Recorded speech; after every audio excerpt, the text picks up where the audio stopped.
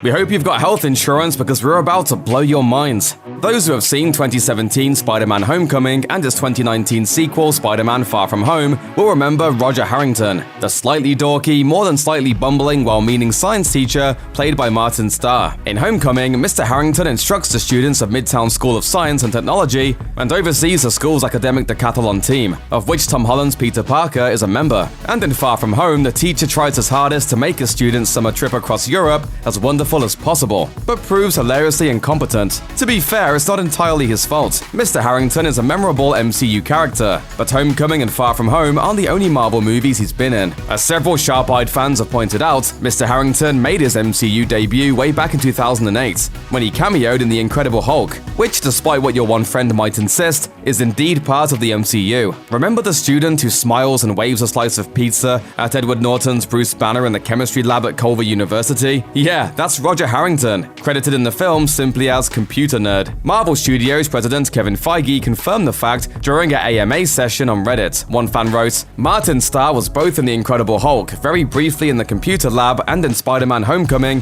as Peter Parker's debate coach. Can we assume these are the same people?" Feige replied with a simple observation saying, quote, "I do." It makes sense that the book-smart student became a not-so-street-smart teacher, and a science teacher at that. It also makes sense that a character from an old film was retconned into also being a character in a newer film, considering Marvel also did that very thing with Peter Parker and the young man dressed as Iron Man at the end of Iron Man 2. Nice work, kid.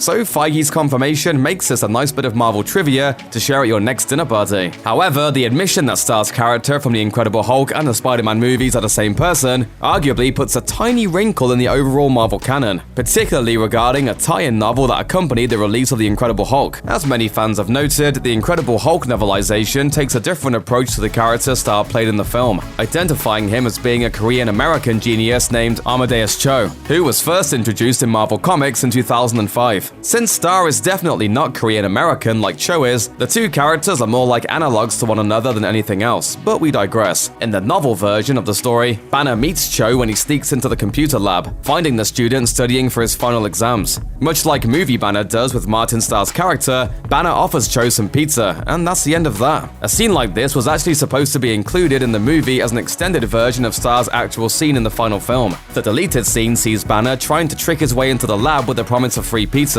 with the excuse that someone in the radiation lab called for it and then bailed. The tactic works like a charm, getting Banner easy access to use the computer and search for the data he needs. You, my friend, are a hero.